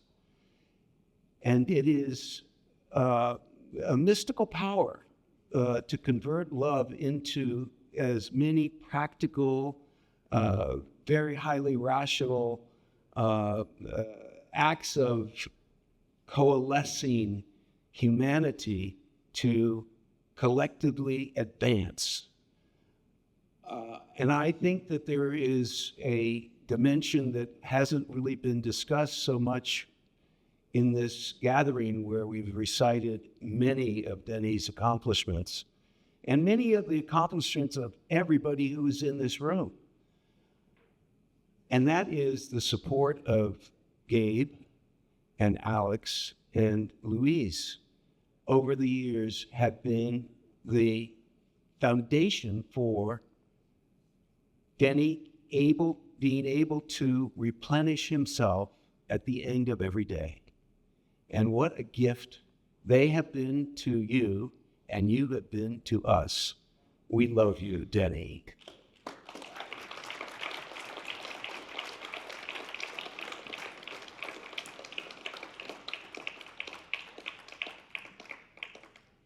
Sweet. Yogan. That. Paging an MC, please. And Marissa, wow. Perfect award. Thank you. I brought the bus. All right, another video. Y'all can get off the stage now. Thank you. When we were working on Measure A, we were probably at the 20-yard line, getting this thing close to coming together. And there were a whole lot of folks, a lot of opinions, and it was hard. And Denny calls me up out of the blue and says, okay, I've been thinking about this Measure A thing. I think we should split it into 2 separate ballot measures. And I've made some calls and people agree with me. And I have to take a deep breath. And I point out to Denny that would mean that we would need to come up with twice as much money to qualify the ballot measure, taking it from something like $5 million to like $8 million. And then it would pit 2 things against each other, one of which voters thought was more important than the other. He was like, okay, I hadn't thought about that way. Give me a minute. Hangs up. Calls me back 3 hours later. All right, I've thought about it some more. I think you're right. We'll stick with 1 ballot measure. I said, thanks, Denny. Thank you. All right. Denny's vote has been recognized, as you just saw, for his robust transportation system, but it really wouldn't matter if we didn't have affordable housing.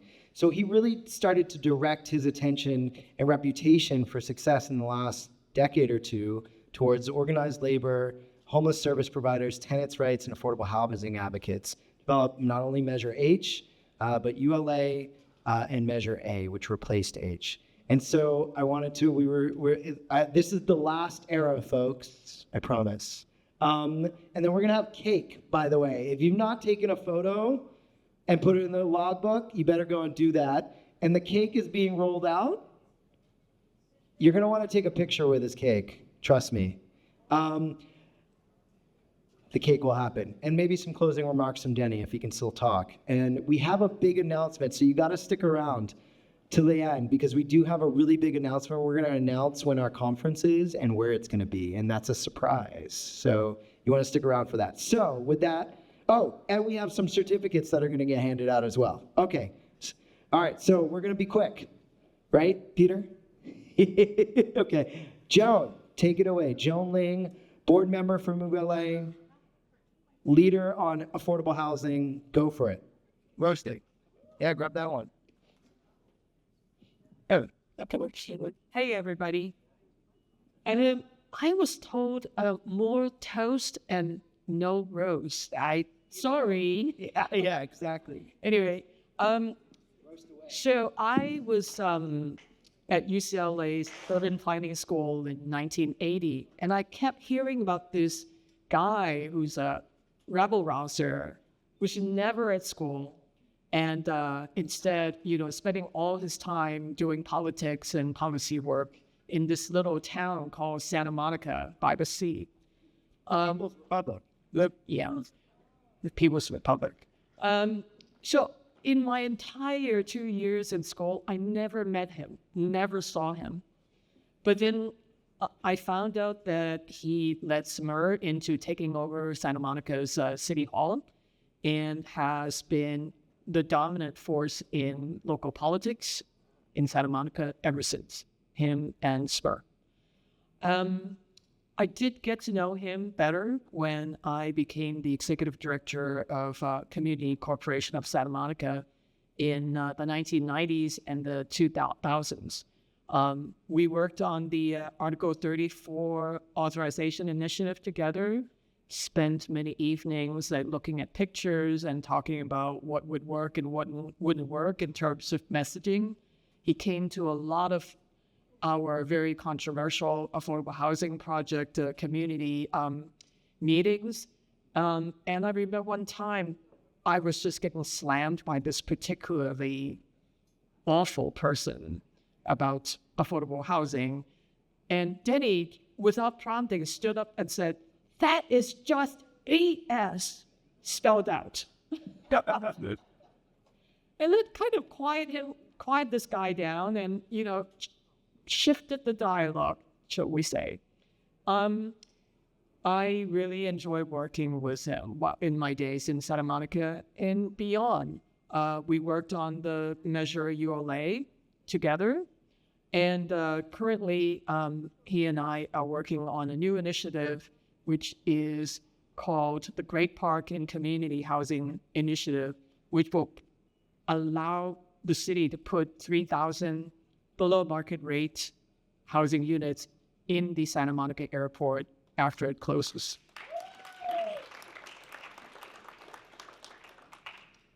Thank you, Denny. In my time working with Denny, I've always found him to be calm and collected. I don't know what he takes in terms of drugs, but whatever he takes, I want some of that. He also says that. What, do you think I'm smoking something? And he's always strategic, and as many people have noted, that he always finds ways to get people on board and to work together. And that's an incredible gift. Thirdly, he's always generous and kind, even when he's mad. I don't know how he does that, how much meditation he does a day, but he's really taught me how to be a good person and how to be a good organizer. Denny, I'm very lucky to know you, to work with you, and most importantly, to be able to call you my friend.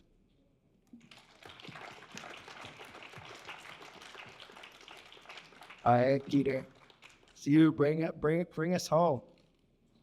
And unfortunately, Ernesto had to jet, but we got the video from him, so he had to go to a negotiation. All right, and you're gonna have to wait for the prop on this one, right? We got a prop. Yeah. So as Joan said, Denny has been probably the dominant force in Santa Monica for half a century. But Denny, I do not blame you for Stephen Miller. The title. Yeah.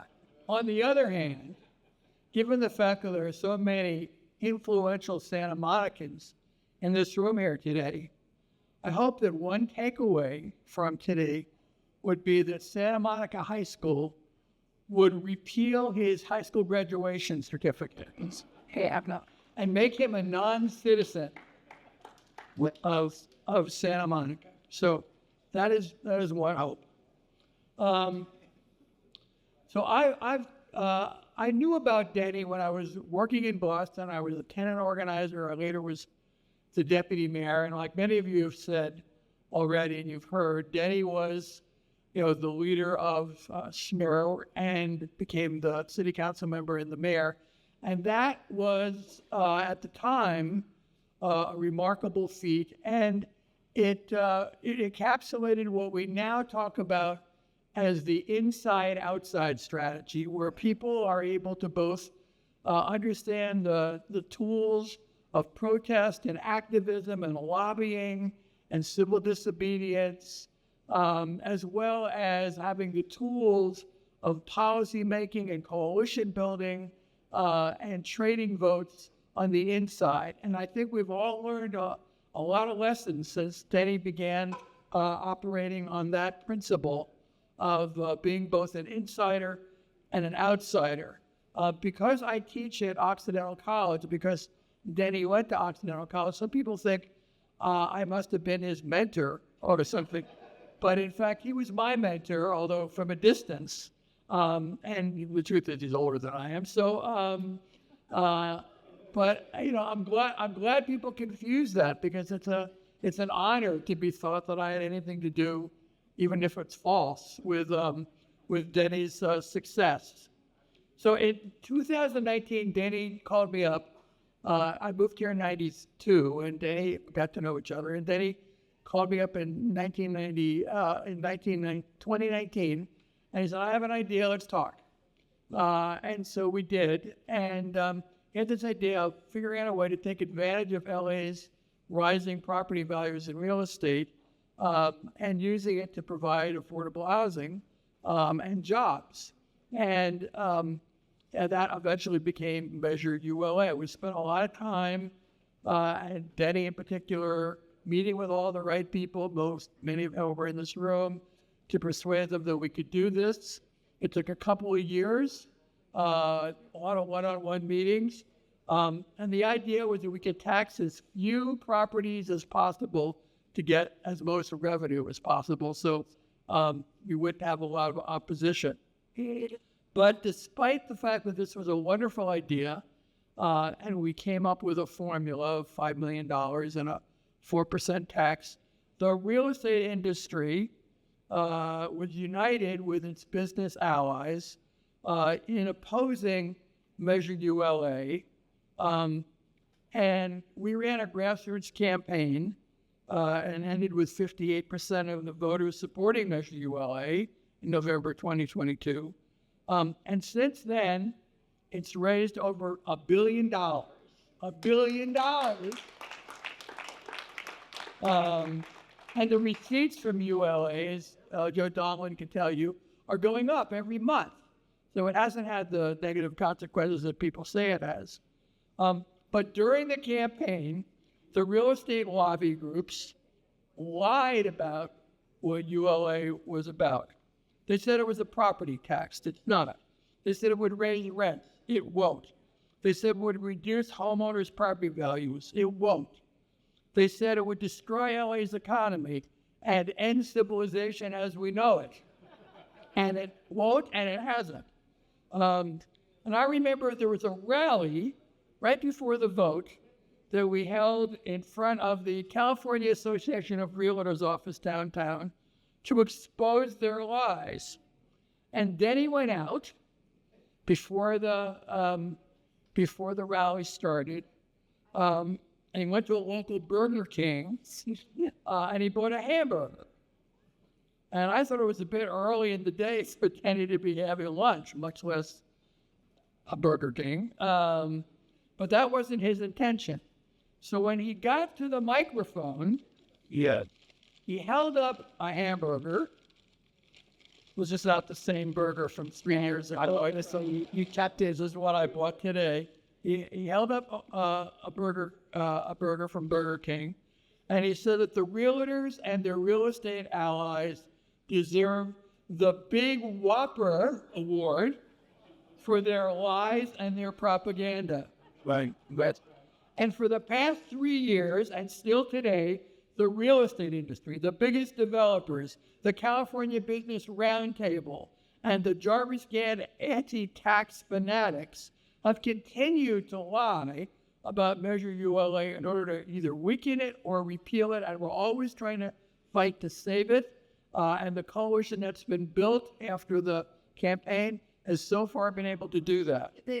But I think we should take inspiration from Denny and give an annual Big Whopper Award to the developer or a politician or a so-called researcher or even a journalist who promotes these lies about a program that helps tens of thousands of people who, thanks to Measure ULA, have good union jobs, have rent subsidies to avoid being evicted, and have friendly attorneys to represent them in court.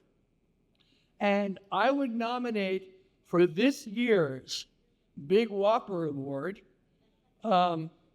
Shane Phillips from the UCLA Lewis Center, whose report has been used as a propaganda piece saying it's going to destroy the economy. I would give another Big Whopper award to David Wagner, the housing reporter for LAist, who always takes the side of the real estate industry when you're perpetuating these lies.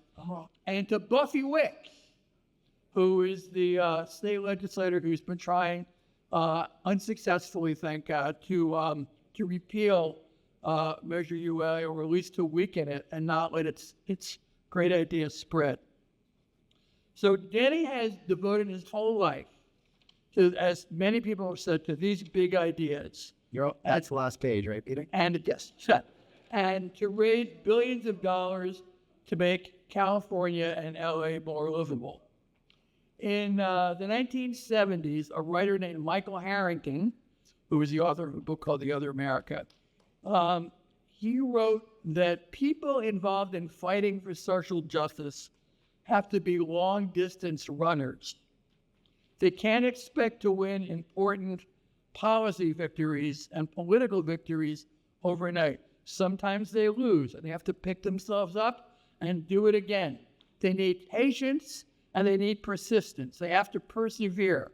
And when they lose an election or an organizing campaign, they have to evaluate what they did right, what they did wrong, and keep going. So I know, even though I wasn't at Oxy when Denny was, I know that he was not a track star. Like, he wasn't on the track team. But he's clearly a long-distance runner, and we are all the beneficiaries of his athletic feats in the world of politics. Thank you. Let's also Peter Dyer, everybody. You know he was gonna have a few extra moments. All right, and the Big Whopper came out. I was gonna say that he put it in his freezer. All right, we have really quick. We have a couple of representatives from the office of Supervisor Horvath. So Zach, Assemblyman Rick Spur's office, Robbie, and Senator Ben Allen, Nick Ferries, as well as Santa Monica. So if y'all want to come up, grab your certificates. We can take some pictures, and we can present it to Denny. All right, and while they're coming up, I want to add, this is a quick quiz. So if you know Denny, and all of you said you some way and somehow in some part of your life you met and know Denny Zane, he has institutionalized a word that most of us probably would never have used. We knew it. And the word is mojo. Mojo. Denny was proper to say when things were going and out of the blue things were happening and folks were coming online, that we got our mojo working. All right? So I want you all to say it with me now. On count of three, we want to give Denny a big mojo. 1, 2, 3. Mojo. Keep the mojo working, Denny. Amazing. Yeah. Where's everybody Ted? We need Ted. Where's Ted? Eli, we got one more word. There he is. Oh. Yeah, we got one more word with Denny. How many of you knew what a straw man was before Denny Zane brought it into the popular vernacular? Denny Zane suggested that the best way to get people to agree is to have them make a decision about what they want and what they need. And he did it by crafting a mojo. And the first time I'd seen it successfully used was in the Measure R campaign. And people would, they'd use go around, put stuff on the board, what's your priority, and then take away when you had to balance it out on that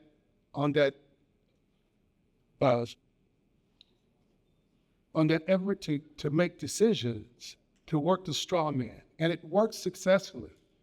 I'm trying to teach young people, when we talk about priorities, how to use the straw man, and they have no idea. They think I'm talking about the scarecrow. And I was like, no, not the scarecrow, the straw man. So Denny, I might have to have you come to one of my classes and break it down. Professor Denny Zane. Excellent. Well, Ted, I want to get these resolutions presented. if you want to take pictures with Denny, and we can do it one by one. Yeah. Perfect. Well, this is a joint resolution, so this is on behalf of Senator Raza, Senator Ben Allen, who I am representing, and Assemblymember Rick Zaber. I just want to briefly say that I am actually a child in the PDZ era, which is post Denny Zane, Santa Monica. I grew up in Santa Monica, and I loved taking the Expo line when it opened when I was in high school. I enjoyed the 3rd Street Promenade, the progressive politics and climate in Santa Monica, and I never knew who I had to thank until I grew up and got into politics. So I just want to say a big personal thank you to Denny Zane for all of his work. I've benefited from it greatly. And then also, he's a great friend of the office. We work with him regularly, as has been said by the previous electeds who spoke. He has our number and he's ringing it all the time. So we appreciate all his efforts. So I don't know, Robbie would like to take the mic. Well, I'm also from Santa Monica, so Nick just took all the things I was going to say. But I'll just briefly say, as someone born and raised in Santa Monica, I'm so grateful to have grown up in Denny Zane, Santa Monica. And thank you so much. That's about it. Well, as someone who also was born and raised in Santa Monica and grew up in Santa Monica and was able to enjoy the Santa Monica that Denny created, let me also just say that what these two did not get to enjoy was having Denny Zane come to your house and teach him trigonometry for my geometry final in high school. So I'm just saying, I know the man a little bit better than you two. But Denny, was. So I just want to say thank you, Denny, for all that you've done. I also have a scroll to present to you, and I think we're going to take some pictures now. Thank you. How would you describe Denny in 1 or 2 words? He's idealistic, but he's practical. Change maker. He's tenacious. Relentlessness. Persistent. Tireless. Organizer. Coalition builder. The charismatic connector. Bold. Ambitious. Brilliant. Denny is serenely ferocious. Visionary. He's a grandmaster. It's almost like we take Denny for granted so much as part of the infrastructure of Los Angeles that he is literally like the sunshine. All right. We have, I didn't know if you wanted to say anything, but before, okay, you do. It's such a beautiful thing to see so many friends that I know so well here. I mean, I didn't know I had so many friends. When I put it all together from each of these eras, it's quite moving to have you all here. Each and every one of you, I know I have a deeply felt friendship with. And some of you, we have done remarkable things together. And I thank you for your time and your effort, your energy, and your companionship, and your being part of the Grand Coalition. I particularly want to thank my friends from Colton. Colton is, people joke to me, they say, you're straight out of Colton. But it has been the wellspring of so much of my life and who I am. Once I was teaching school for a while, and apparently I had a reputation for having excellent control over my students. And they asked me, how is it that you happen to have such control? Everybody seems to be so relaxed and having such a good time, and nobody acts up. And so I said, well, the secret is at the beginning of every class, I tell them that if everybody's really, really good, I'll tell them a hitchhiking story from the 60s. And it works every time. And I want to tell you a hitchhiking story from the 60s. It's probably, looking back, it becomes a pivotal moment in my life. And it's really thanks to a friend of mine who's gathered here with us, Johnny Johnson. Now, Johnny, stand up a little.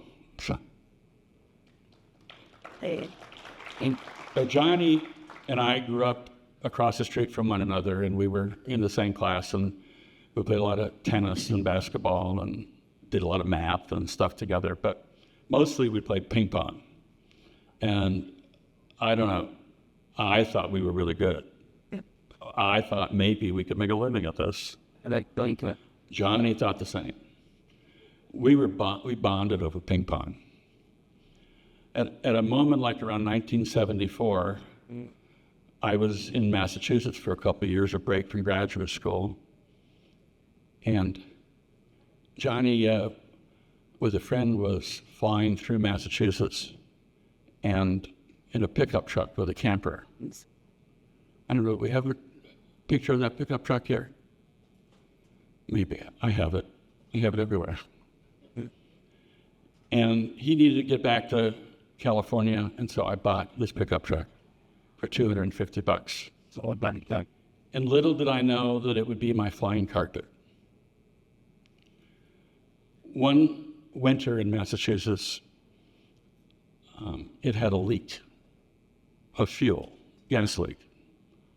I didn't realize it. I just had an empty tank and needed to get some gas. Went to get some gas, put it in the tank, put it on a lid on the carburetor. The carburetor caught on fire. I jumped out to put it out, realized that there was a shadow under the truck. And when I looked, I realized immediately that the gasoline had leaked onto the ground and was about to blow. I foolishly jumped into the cab, took the truck out of gear, and took the brake off and got behind it and tried to pull. At that time, black smoke was billowing. Some neighbors came and helped me pull it off, and we saved the truck. But not without damage. The wiring was melted. A friend of mine, in fact, you might even be here. Bruce, are you in? I hadn't spoken to Bruce for 50 years, and he's in Southern California again. But he knew how to rewire a truck. And so together, he teaching me, directing me, we rewired the truck. I was going to go to Quebec to pick up my girlfriend, Louise, in Quebec City, and come back to California to go to graduate school. And as I'm heading up the turnpike in Vermont, the lights start to blink, and the engine starts to cough. And I realize, oh my God, there's something wrong with this wiring. I saw an exit, I took the exit, I pulled up into a front yard of what turned out to be an abandoned farmhouse, and slept for the night. For 3 days, I went looking for help, couldn't find any help. I had 2 dogs with me. So I decided I wasn't going to let material objects hang me up. I signed the pink slip. I taped it onto the windshield, and I got out to hitchhike. In about 20 minutes, a VW bus came by. Of course. They pulled over, let me in with my dogs. They had a dog and a kid. We started heading down the road. And they said to me, "Where are you going?" I said, I'm going to Quebec City. "Oh, where are you from?" I didn't want to say Boston, that was too local. So I said, "I'm from Los Angeles." They said, "Really?" "Why, we're from San Bernardino." I said, "Really?" "Well, I'm not really from Los Angeles. I'm from Colton, right next to San Bernardino." And they said, "No way, we're from Colton too." I go, "Really? How old are you?" They were about my age. "How'd you get here?" "We were bored, we stuck a pin in the map." That's how we got here. We stuck a pin in the map. "Well, how were you out?" "We were out for a Sunday drive. We got a place up the street." "Really?" So I said, "Oh, well, in my pickup, in my camper, there's all this kind of equipment. pots and pans and stuff, you might be able to use it in your place. We talked about, I quizzed them about, well, do you know Louis Casados? You know Louis Casados? We all know Louis Casados. Do you know Ralph Montoya? They knew a number of people that I knew. Not everybody, but a number of people that I knew. And you got here by sticking a pin in the map. And then I said, let's go back to my truck. You get that stuff out of my truck, it'd be good for your place. We turned around. The guy said, what's wrong with your truck? I told him about the wiring. I told him about the fire. He said, oh, well, I'm an electrician. Let me take a look at it. We went back to the truck. He opens the hood, and he says, in 10 minutes, he says, your generator wires are crossed. You just got to switch those wires. Great, let's do it. He switched the wires, and I went on my way to Quebec City. I picked up Louise. We came back to Southern California. And while I was here, I was invited because I had a pickup truck to join a co-op, food co-op, called Co-Opportunity. They asked me to be the produce buyer for this co-op. I said, sure. 3 a.m, down to Central Market. Then, one day, a woman named Liddy Wildflower asked me if I wanted to help out in a campaign for Tom Hayden. She wanted me to help out because they needed a pickup truck. They needed the pickup truck to carry the posters or the material or whatever for a campaign. So sure, I went and I joined up. I volunteered, and I drove all that stuff all around. And I came to know Tom and Jane and the people in the campaign. And when that campaign was over, we created CED. And you heard Michael Vegan earlier. And CED began to have meetings after the campaign. In one of those meetings, some older folks came and asked us to help them in their rent control campaign. Park Shelton, where is Park? Park is here. He left. Park Shelton and I volunteered to help. And that was the launch of my political career. All because of the pickup truck.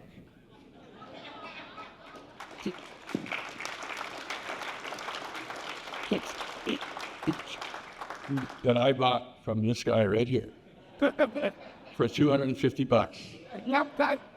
Everything I have accomplished pivoted on that moment in the Vermont woods in that pickup. Yes,